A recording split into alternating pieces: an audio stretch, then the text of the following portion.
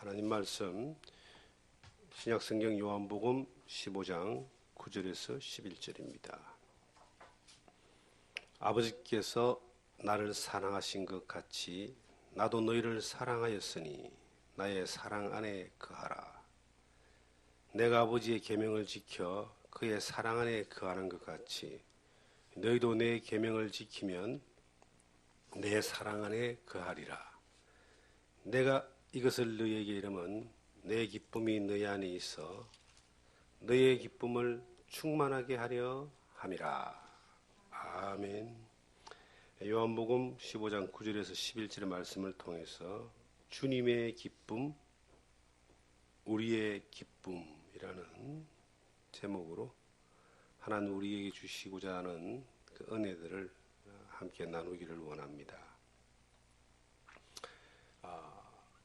시골에 안 살아볼 때는 농사 짓는 사람들의 수고 혹은 삶의 스타일 이런 것이 피부로 잘 느껴지지 않았습니다. 처가가 시골이긴 하지만 농사를 제가 지어본 적도 없고 또 짓지도 않았기 때문에 잘 모르는데 여기 이제 산골에 살아보니까 주변에 꽃도 심고 이제 나무도 심고 또 텃밭도 가꾸고 이렇게 하면서 이 잡초가 참 보통이 아니구나. 참말로 잡초가 엄청나게 세력이 크구나 하는 것을 느끼게 됩니다. 비만 오고 나면 훅 자라고 그러잖아요. 자라라는 곡식은 신경을 써도 잘 안 자라주는데 이 잡초는 가만히 내버려둬도 굉장히 많이 세력을 막 넓히고 커져가고 이런 것을 보게 됩니다. 이 세상에 이 잡초가 이렇게 막 나고 독초가 나고 또 해충과 같은 그러한 병충해가 막 왕성하고 진드기가 생기고 이런 것들이 이제 원인이 뭘까 하고 어느 날 생각을 해봤습니다.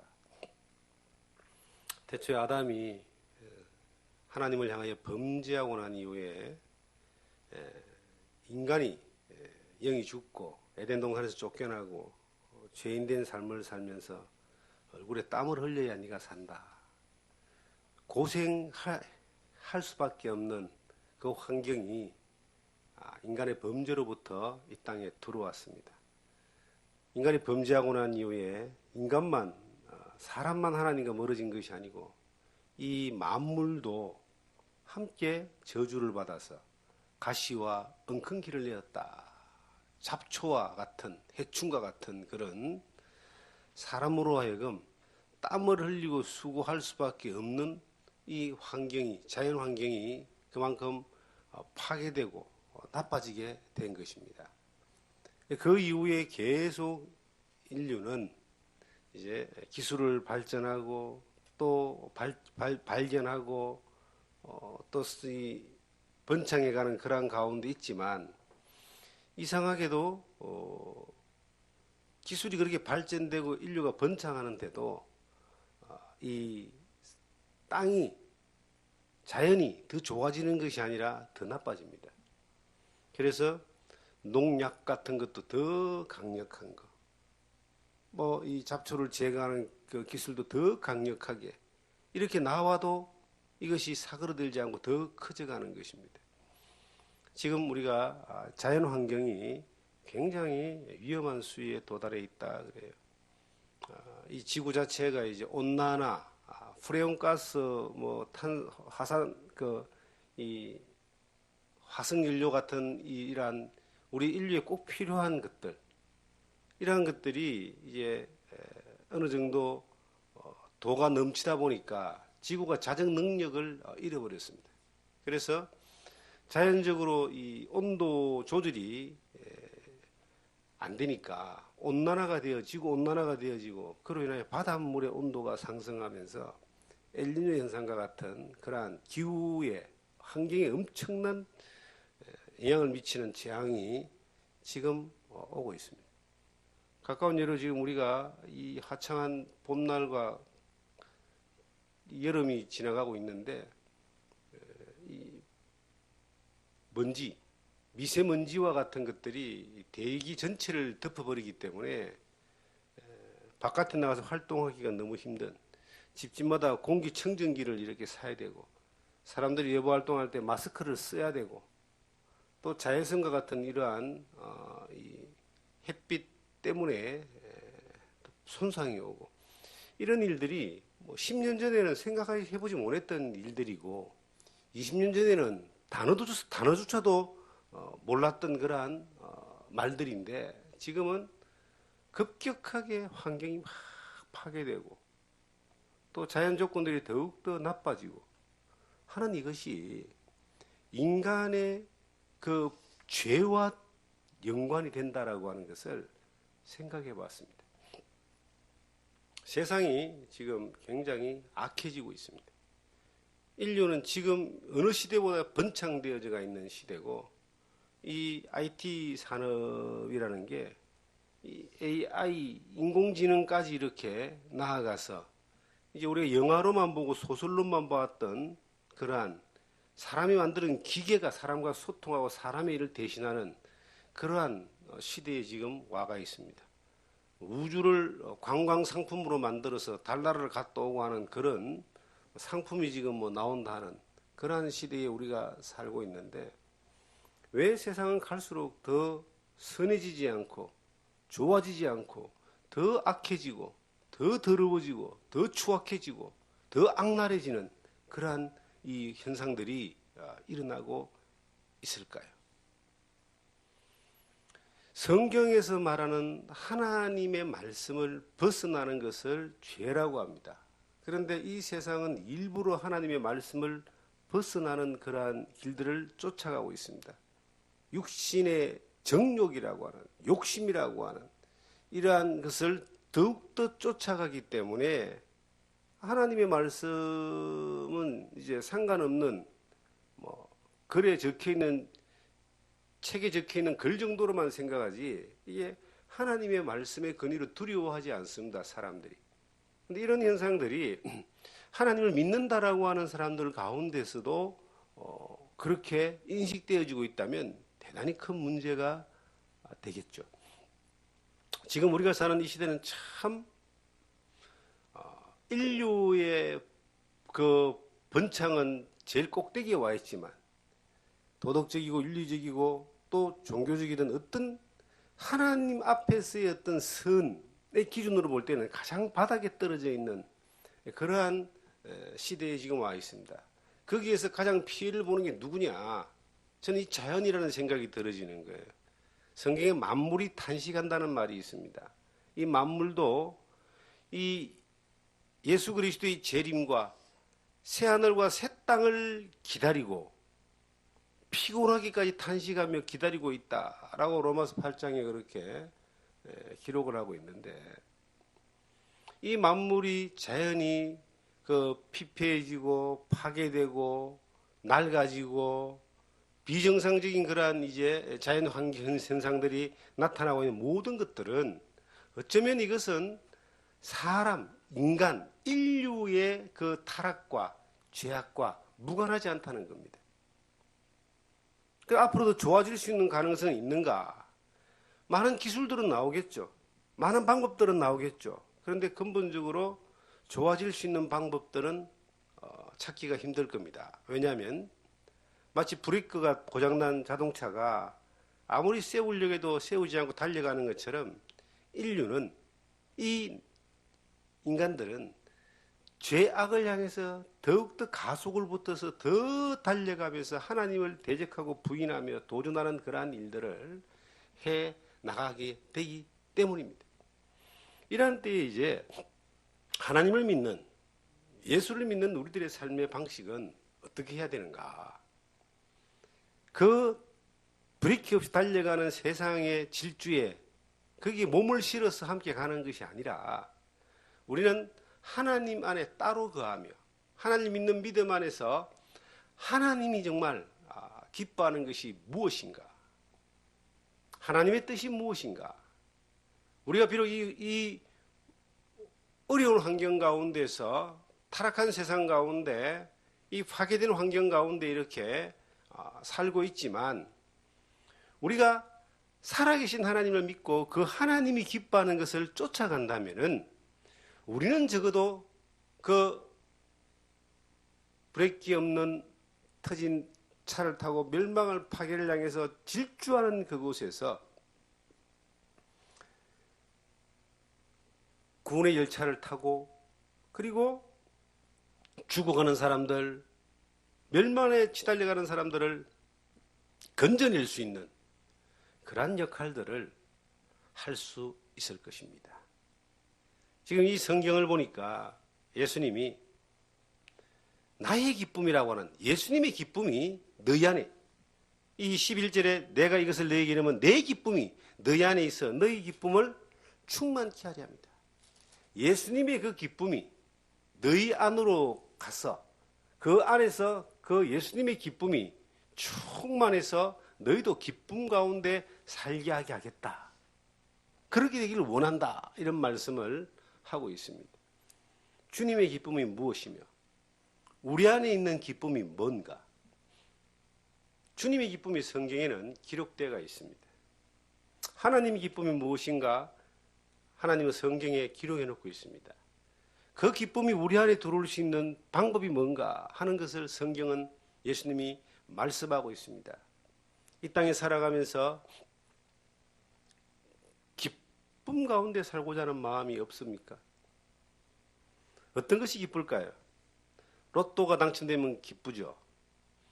얼마 전에 뉴스를 보니까 우리나라에 로또를 당첨된 어느 젊은이가 그 돈을 뭐 몇 년 새 다 탕진하고 이제 남의 집에 가서 물건을 훔치다가 그것이 발각돼서 경찰에 와서 이제 재판을 받는 그런 내용이 신문에 나온 걸 봤습니다. 로또와 같은 그러한 예기치 않은 행재가 왔다 할지라도 그 기쁨이 평생 가지도 않고 오래 가지도 않습니다. 아마 그것이 잠깐 기쁘고 꽤 오랫동안 고민하는 삶을 살다가 그렇게 아마 인생을 망칠 겁니다. 우리가 무엇이 기쁠까요?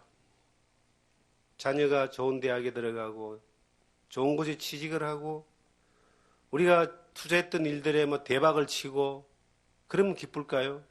이 기쁨도 잠깐입니다. 진정한 기쁨은 내가 외부적인 환경에서 뭔가가 이득이 오는 것, 좋은 일이 생기는 것으로 이것이 진정한 기쁨이 될 수 없습니다. 일시적인 기쁨, 잠깐의 행복, 찰나의 즐거움, 이 정도로 이렇게 지나가는 것이지 이것이 진정한 기쁨이다라고 말할 수는 없는 것입니다. 그런데 우리 안에 진정한 기쁨이 올 수 있는 비결이 있습니다. 예수님이 성경에 그렇게 말씀하고 있습니다. 내 기쁨이 너희 안에 있어 너희 기쁨을 충만하게 해주겠다는 말은, 충만이란 말은 마치 배터리가 꽉 차는 것처럼 충전이 가득 차는 걸 이야기하는 거예요. 우리 안에 하나님의 기쁨, 우리 안에 예수님의 기쁨, 우리 안에 우리의 삶의 기쁨이 꽉 차는, 부족함이 없이 꽉 차기를 하나님이 원하시는데 어떻게 하면 이 기쁨이 우리 가운데 꽉 찰까요? 이 죄 많은 세상, 이 타락한 세상, 끝을 향해 파괴되어가는 이 자연환경, 그리고 앞뒤를 쳐다봐도 탄식밖에 없는 이러한 환경 가운데서 우리가 어떻게 하면은 기쁨에 충만한, 이 환경을 뛰어넘은 그 기쁨에 충만한 삶을 살 수 있을까요? 성경은 살 수 있다라고 그렇게 살기를 원한다고, 또 그렇게 살으라고 주님이 우리에게 말씀하고 있습니다. 이 요한복음 15장 9절에 보시니까 예수님이 이렇게 말씀하십니다. 아버지께서 나를 사랑하신 것 같이 나도 너희를 사랑하였으니 나의 사랑 안에 거하라. 예수 그리스도의 사랑 안에 거하라. 이것이 이제 기쁨이 충만한 그러한 비결인데, 그 예수님이 말씀하시기를 아버지께서 나를 사랑하신 것 같이 나도 너희를 사랑하였으니 나의 사랑 안에 거하라. 아버지의 사랑을 내가 받는 것 같이 너희도 내 사랑을 받으면 그 기쁨 안에 충만하게 거할 수 있다라고 하는 비결을 주님이 우리에게 말씀하고 있습니다. 하나님이 예수님을 사랑하셨어요. 그 사랑 때문에 하나님이 그 사랑 때문에 이 세상에 오셨습니다. 예수님이 그 사랑 때문에 예수님이 십자가에 못 박혀 돌아가셨습니다. 그 사랑 때문에 예수님이 십자가에 못 박히고 죽으시고 3일 만에 부활하셨습니다. 그 사랑 때문에 예수님이 지금도 하나님 우편에서 자기의 사랑을 입은 사람들을 위하여 대언자로 기도하고 있습니다. 여러분 자신들이 예수 그리스도를 믿고 구원을 받았다, 죄 용서 받았다, 거듭났다, 하나님의 자녀가 됐다라고 고백하는데 이것은 엄청난 사건입니다. 예수님이 나를 위해 십자가에 죽어주고 다시 나를 위하여 부활하시고 나를 위하여 하나님 우편에서 지금도 기도하고 계신데 그것은 오로지 한 가지 이유, 하나님의 사랑 때문입니다. 하나님이 세상을 이처럼 사랑하사 독생자를 주셨으니 이는 저를 믿는 자마다 멸망치 아니하고 영생을 얻게 한다. 하나님이 나 같은 존재, 어쩌다가 이 세상에 태어나서 죄만 짓고 살다가 고생만 하고 살다가 눈물 흘리고 한탄하며 두려워 살다가 죽어서 지옥 갈 수밖에 없는 만물에 찍기봐도 못한 이 인생을 아무도 알아주지 않고 왔다가도 흔적도 없이 사라질 것 같은 이 인생을 사랑하셔서 자기의 아들 삼아주고 천국을 주기 위하여 우리를 사랑하셔서 그를 살려주기를 원했는데 그 사랑의 조건은 오직 죄 없는 예수님이 이 세상에 오셔가지고 내 죄를 담당하고 십자가에 피 흘려서 그 죄값을 대신 지불하여 줘서 나를 구원하셔야지만이 나에게 그 사랑이 이루어지기 때문에 하나님의 사랑이 이루어지기 때문에 예수님을 이 세상에 오게 하신 겁니다. 저는 가끔 이런 생각을 합니다. 어쩌다가 나 같은 존재가 예수님을 믿고 구원받아 하나님의 자녀가 되었는가. 이거는 정말 이 세상에 내가 경험한 최고의 기적이고 흔히 사람들이 이게 꿈이냐 생시냐는 말을 하잖아요. 저는 요즘도 내가 하나님의 자녀되고 예수님 피 흘림으로 죄사함 받고 구원받은 그 사건을 생각하면요. 그로 인해 내가 하나님의 자녀되어서 천국을 상속받고 보장받는 삶을 사는 그 삶의 모습들을 생각하면은 요즘도 야 이게 꿈이냐 생시냐 하는 그런 표현을 할 때가 있습니다. 그 하나님이 나를 사랑해 주지 않았다면 그 예수님이 하나님의 사랑을 이루기 위하여 이 땅에 오셔서 골고다 십자가 위에 나를 위하여 피 흘리지 않았다면 나는 어떤 존재로 사느냐 이 말이에요. 그저 육신의 욕심을 따라서 평생 살면서 육신의 정욕과 안목의 정욕과 이생의 자랑이라고 하는 육신의 욕심과 욕구를 따라서 그것만 쳐다보고 마치 돼지가 땅만 쳐다보면서 먹을 것만 찾는 것처럼 그렇게 살아가는 존재가 안 되겠느냐 이 말이에요. 그렇게 지금 살고 있지 않겠느냐 이 말입니다. 그래 살다가 어느 날 인생을 마치고 흔적 없이 사라지는 것이 끝이 아니라 영원한 지옥 불못에서 영원히 고통받는 존재가 되지 않았겠느냐는 겁니다. 이 세상에 어떤 어려움이 오고 어떤 실패가 오고 어떤 험악한 경험을 했다 할지라도 천국을 보장받는 하나님의 사랑이 내 안에 머물러 있는 그러한 하나님의 사랑을 받은 사람이라는 그 자체 하나만으로 저는 인생에 성공한 것이고 횡재한 것이고 그리고 후회할 것도 없고 그리고 하나님이 그 자체만으로도 하나님의 그 기쁨으로 충만하며 살 수 있는 그러한 조건을 부여받은 것입니다. 요즘도 그런 생각을 하게 됩니다. 세상에 많은 사람들을 이렇게 만나보면은 나름 열정을 가지고 열심히 살고 목표를 가지고 살고 목표를 이루기도 하고 여러 형태의 사람들을 볼 때에 그들에게 만족이 없다는 것을 보게 됩니다. 뭔가의 어떤 허전함, 갈증, 두려움이 있는 것들을 보게 됩니다. 특별히 뭔가 많은 것을 가졌다고 생각하는 사람들을 이렇게 만나보면은 참 많이 행복할 것 같은데, 그런데 그걸 가지고 있는 사람들조차도 그 안에 뭐가 있냐면 갈증이 있어요. 사람은 자기의 만족을 위해서 여러 가지 일을 합니다. 어떤 사람은 그 만족을 위하여 막 사업을 해서 막 돈을 버는 것을 목표로 해서 계속 일을 하는 사람이 있습니다. 그런데 결국 그들에게도 만족이 없습니다. 그 갈증이 있는 거예요. 돈이 많은 사람들이 이제 여러 부류가 있겠지만은 어떤 부류는 이 가진 돈을 가지고 육신의 쾌락을 위해 씁니다. 더 큰 집, 더 좋은 자동차, 그리고 뭐 요트를 사고 세계 여행을 하고, 그리고 모두 온갖 명품들을 다 갖다가, 우리가 생각할 때는 그 대한항공의 그 CEO 가족들이 우리나라 재계 서열 10위 안에 드는데 부족한 게 없을 것 같잖아요. 그런데 그분들이 지금 그 엄마하고 딸이 법정에 서는 이유가 그 거대한 집에 온갖 좋은 것들로 다 채워져 있는데, 그들이 늘 했던 것이 외국에 가서 명품 가구나 아니면 우리나라에서 살 수 없는 그러한 고가의 여러 컬렉션들을 밀수를 해온 거예요. 비합법적인 방법으로 해온 것이 집에 꽉 있는 거예요. 아마 그 사람들은 그렇게 했을 것 같아요.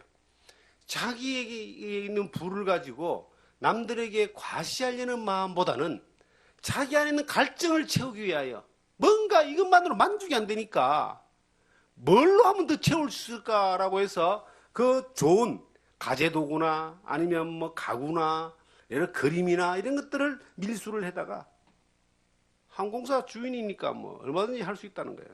거기다가 갖다 놓은 겁니다. 우리가 볼 때 부족함이 없는 것 같은 그 아이돌 같은 애들이 심심찮게 뉴스에 나옵니다. 마약. 이 또 그 불법 뭐 성 매매 아니면 그 촬영, 이런 것들로 계속 이렇게 나오는 거예요.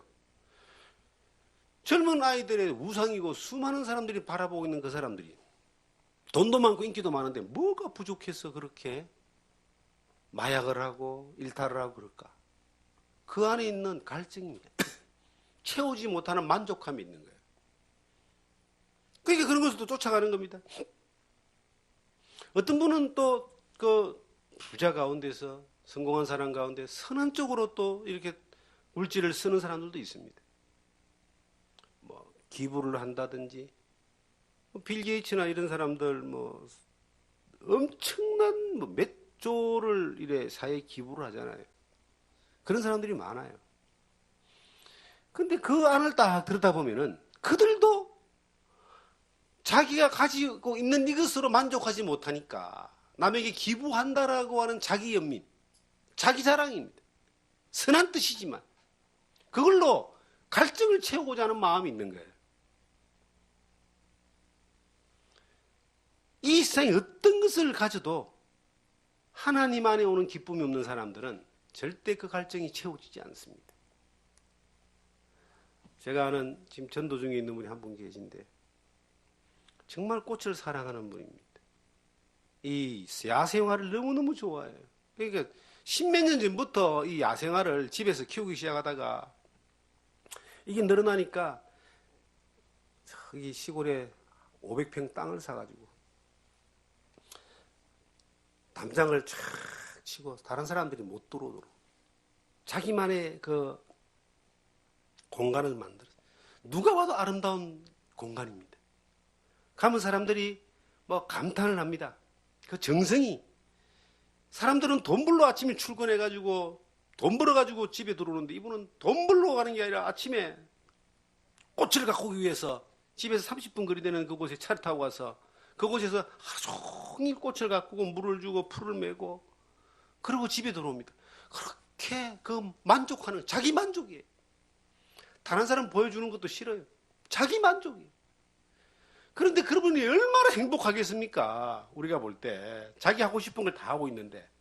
그런데 그분 안에 깊은 갈증이 있습니다. 이 모든 갈증은 영혼의 갈증이에요.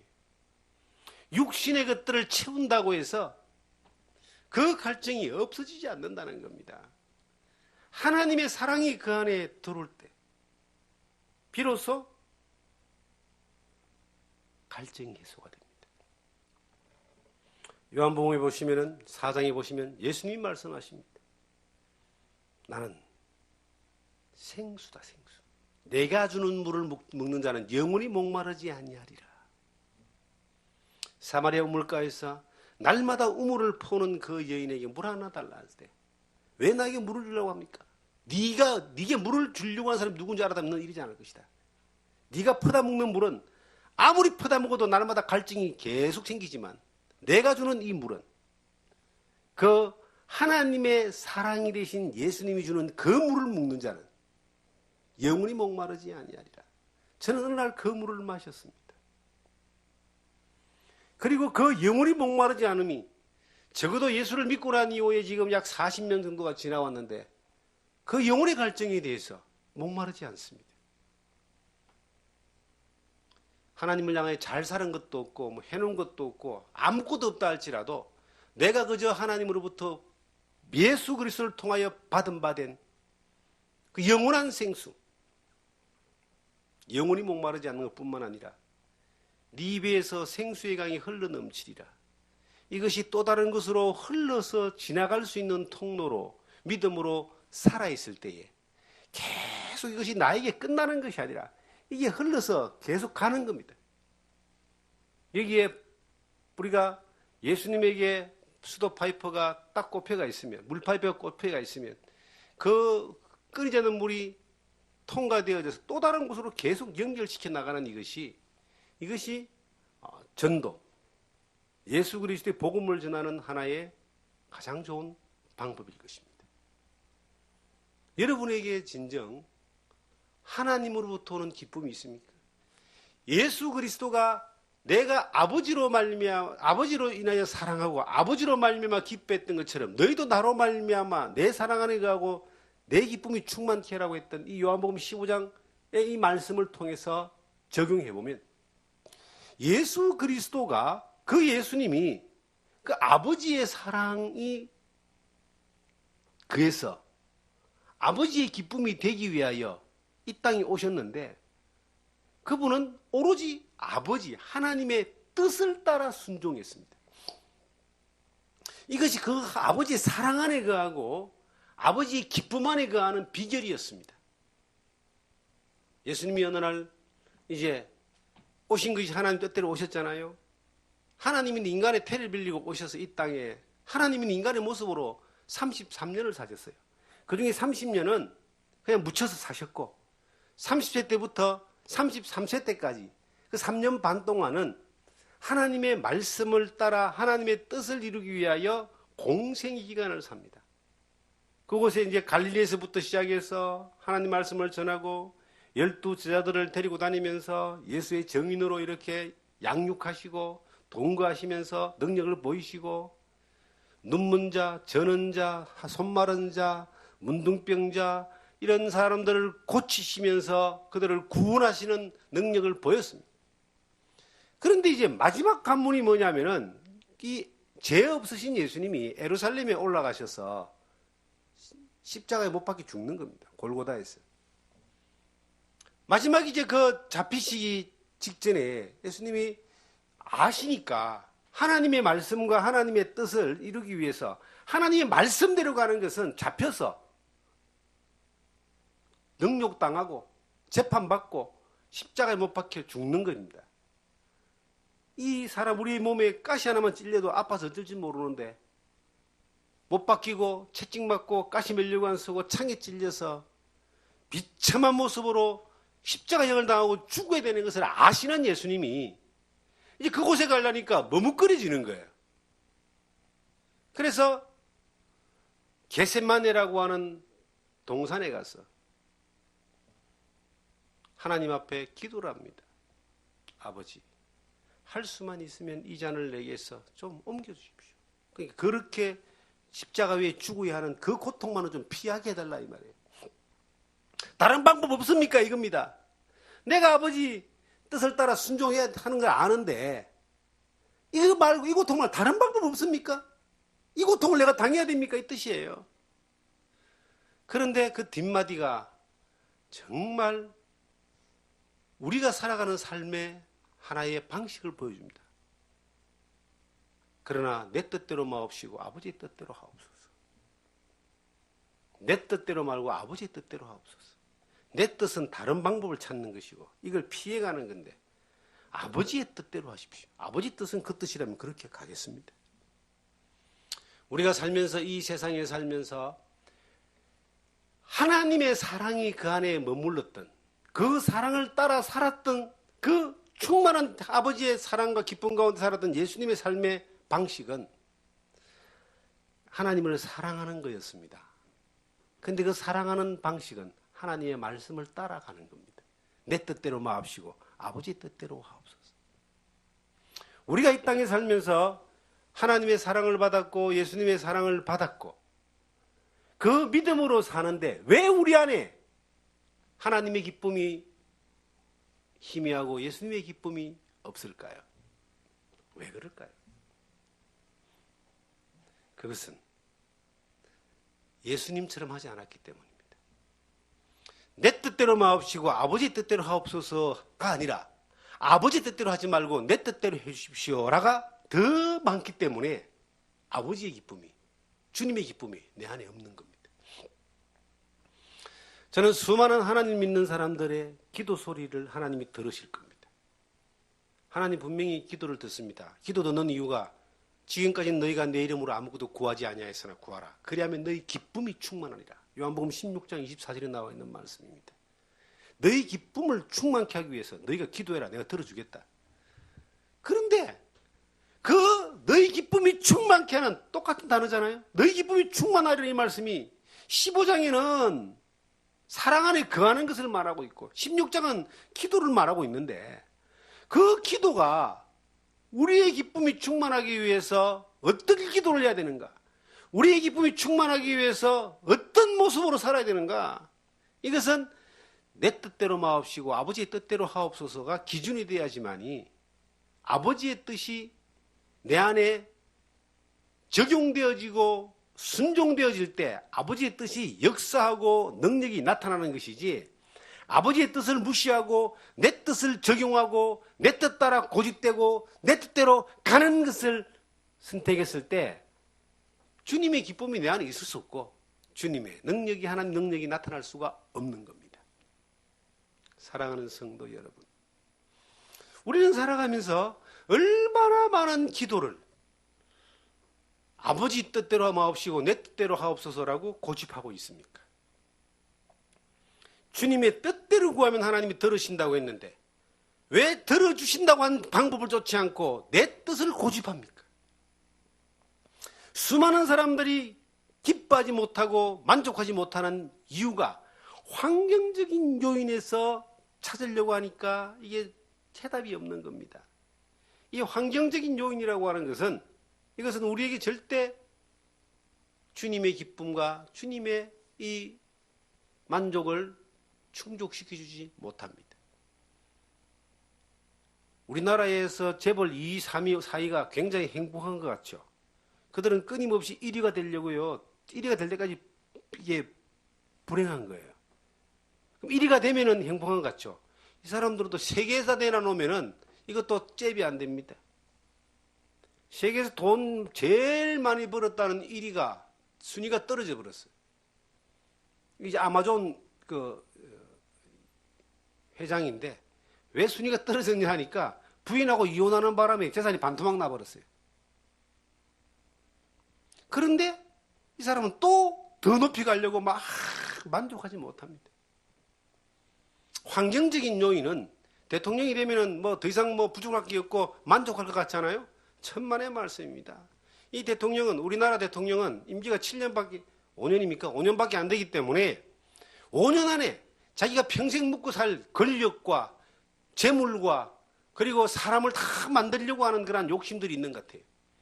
그러니까 퇴임하고 나면은 그로 인하여 그것을 만들어가는 과정 가운데 만들어진 수없이 많은 부정과 부조리가 파헤쳐지면서 나중에 다 거의 대부분 불행한 결말을 가집니다. 현재도 지금 대통령에 따른 분이 두 분이나 지금 감옥에 가 있잖아요. 그럼 지금은 뭐 별 극이 있겠습니까?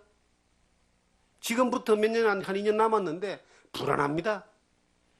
왜냐하면 그래야지만이 만족하리라고 생각하니까. 그런데 우리 안에는 그들과 비교가 안 되는 만족이 있습니다. 환경이 어렵고 힘들고 괴로워도 만족함이 있어요. 뭐로? 주님으로 말미암아. 예수님이 골고다 십자가 위에서 불행했을까요? 아닙니다. 다 이루었다 하셨어요. 예수님이 겟세마네 동산에서 기도하실 때 불행했을까요? 불안했을까요? 아닙니다. 비록 내 뜻대로는 아니지만 아버지의 뜻대로 하는 것에 대하여 굴복했을 때에, 그것을 순종했을 때에 그 아버지로부터는 평안함이 있었을 겁니다. 제자들은 이것을 알았습니다. 제자들이 복음을 전하러 나가서 복음을 전할 때에 고난이 오고 핍박이 오고 죽음의 위협이 오고 공격이 왔을 때에 그들이 흔들리지 않았습니다. 고난과 핍박을 당할 때에, 죽음의 위협을 당할 때에 그들이 나는 왜 이렇게 불행할까? 나는 왜 이렇게 고생만 할까? 이렇게 원망하지 않았습니다. 왜 그럴까요? 그 환경이 비록 그렇게 어렵고 힘들었다 할지라도 주님으로 말미암아 오는 기쁨이 그 안에 있었기 때문입니다. 바울과 실라가 빌립보 감옥에 가서 빌립보에서 복음을 전하다가 잡혀서 감옥에 갔습니다. 그런데 그 감옥에 가서 찬양을 했습니다. 기도를 했습니다. 찬양이란 말은 하나님을 향한 기쁨의 노래입니다. 또한 성경에 사도행전 한번 찾겠습니다. 사도행전을 보시면은 13장입니다.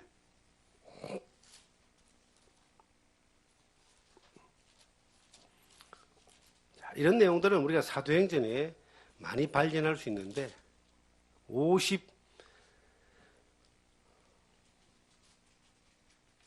50절부터 보겠습니다. 이에 유대인들이 경건한 기부인들과 그 신의 유력자들을 선동하여 바울과 바나바를 박해하게 하여 그 지역에서 쫓아내니 두 사람이 그들을 향하여 발에 뒷걸을 떨어뜨리고 이고니오로 가거늘 제자들은 기쁨과 성령이 충만하니라.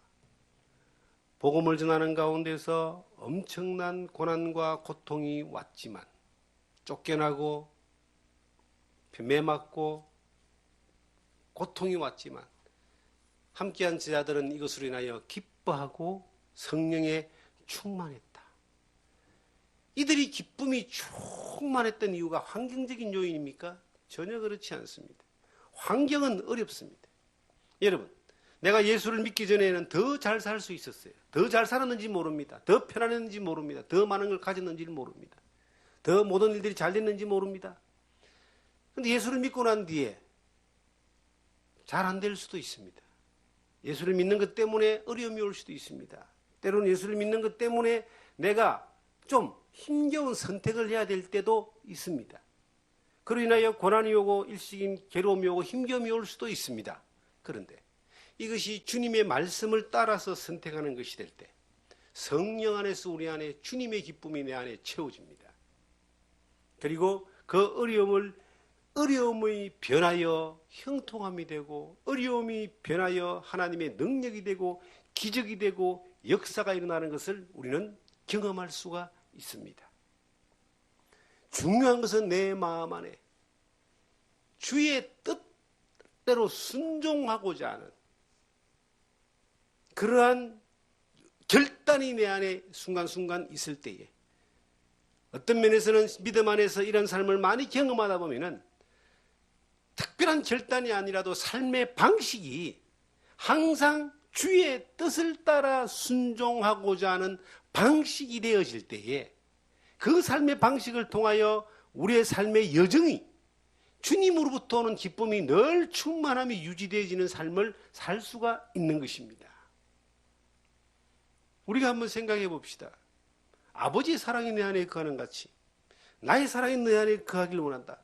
이 말은 아버지의 기쁨이 내 안에 거하는 같이 나의 기쁨이 내 안에 거하기를 원한다. 내 안에 아버지의 기쁨이 충만한 것처럼 너희 안에 내 기쁨이 충만하길 원한다. 그러면 예수님이 아버지 하나님을 향하여 어떻게 했느냐라고 하는 것을 그대로 따라서 하면은 내가 예수님으로 말미암아 오는 사랑이 충만하고 기쁨이 충만한 삶을 사는 그러한 방식들이 익숙해질 수가 있다는 겁니다. 예수님은 이 세상에 오셔서 33년을 사시는 동안 한 번도 하나님의 말씀을 거역한 적이 없습니다. 그 마지막 순간에 한번 내 뜻대로 마옵시고 아버지 뜻대로 하옵소서라고 하면서 그 순간에도 아버지 뜻에 굴복했습니다. 순종했습니다. 그러니까 아버지의 기쁨이, 아버지의 사랑과 아버지의 기쁨이 그 안에 늘 충만하게 있을 수밖에 없는 삶을 늘 살았던 겁니다. 이 땅에 사시면서. 우리는요, 우리가 주님으로부터 오는 기쁨을, 충만한 그 기쁨을 유지하기 위해서, 늘 누리기 위해서 우리가 주님을 사랑하는 것이 늘 이루어지면 되는 겁니다. 주님의 사랑을 늘 그 사랑이 이루어지면 되는데 주님을 그 사랑하는 것이 뭘로 나타나냐, 뭘로? 예수님이 하나님을 사랑하는 것은 하나님의 뜻을 따르는 것, 하나님의 말씀을 순종하는 것으로 예수님이 하나님을, 아버지 하나님을 사랑하는 삶의 모습에 도리를 한 겁니다. 도리를. 그런데 우리가 주님을 사랑하는 삶의 도리가 뭐냐? 주님의 기쁨이 늘 내 안에 충만한, 기쁨이 충만하다는 것은요, 능력도 충만하다는 이야기입니다. 능력이 충만하다는 것은 내가 주님의 그 생명의 강이, 물이 흘러갈 수 있는 통로로 또 산다는 거예요. 그 통로로 살아가는 것은 아주 간단한 겁니다.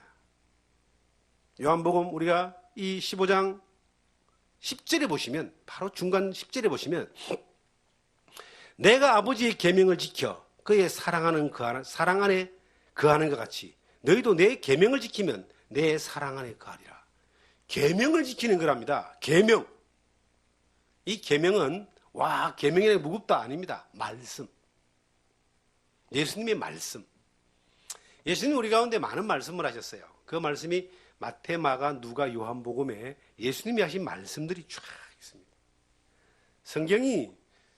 저는 이 성경을 보면서 성경은 참말로 하나님의 말씀이기 때문에 요약을 참 잘해놨다는 그러한 생각을 한 때가 있어요.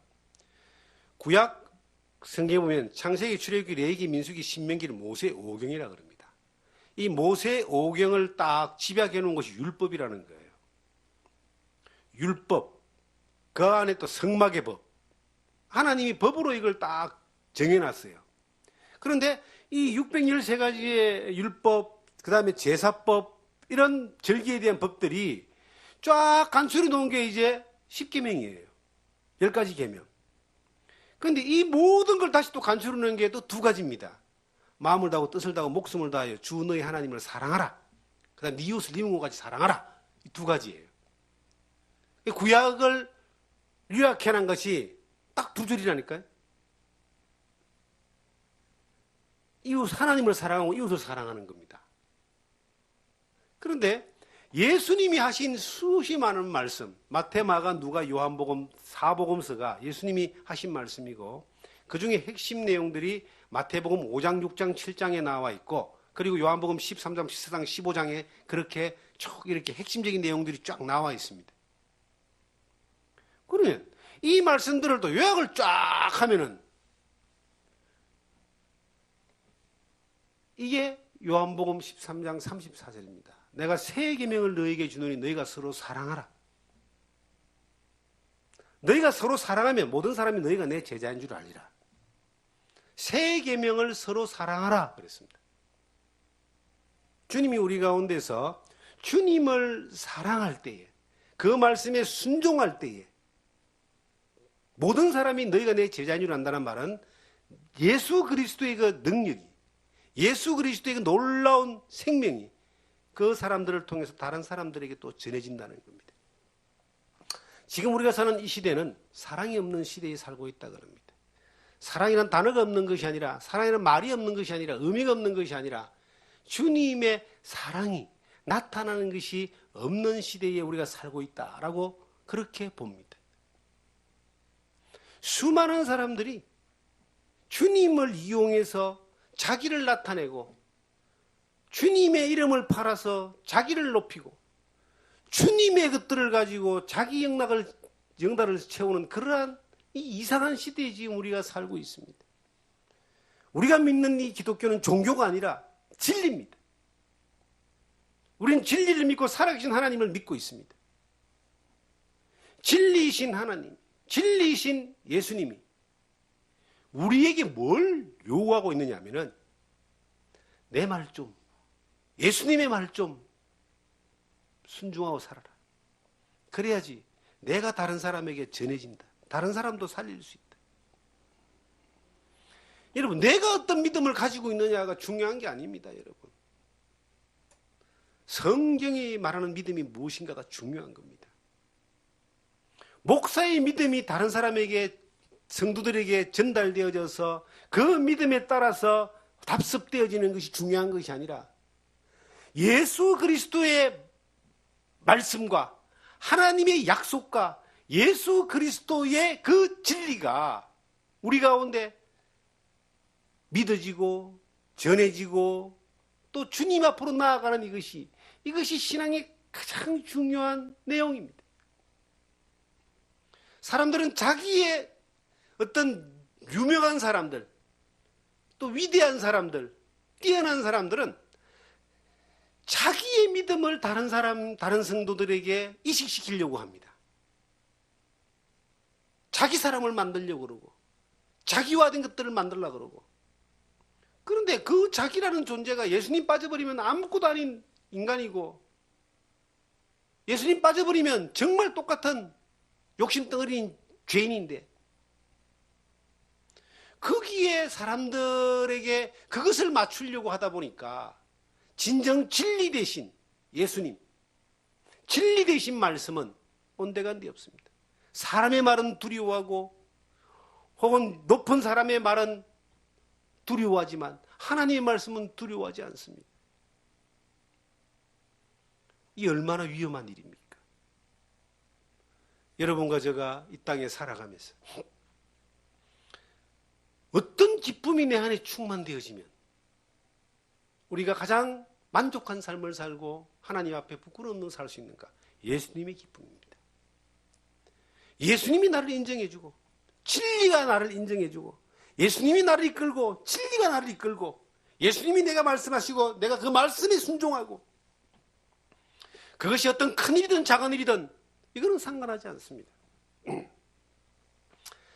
사람이 큰 일 했다고 해서 하나님이 그걸 크게 보시겠습니까? 큰 일은 하나님이 다 하시는 거예요. 이 성경 전체를 봐도 큰 일은 하나님이 다 하시는 겁니다. 작은 일도 하나님이 다 하시는 거예요. 우리는 뭘 하느냐? 충성하는 겁니다. 우리가 해야 될 일들은 우리를 통해서 예수 그리스도가 나타나는 겁니다. 우리를 통해서 예수 그리스도가 전해지는 겁니다. 우리를 통해서 진리가 전해지는 겁니다. 우리가 진리가 아니에요. 우리는 진리를 전하는 존재에 불과합니다. 진리를 통과시키는 통로에 불과합니다.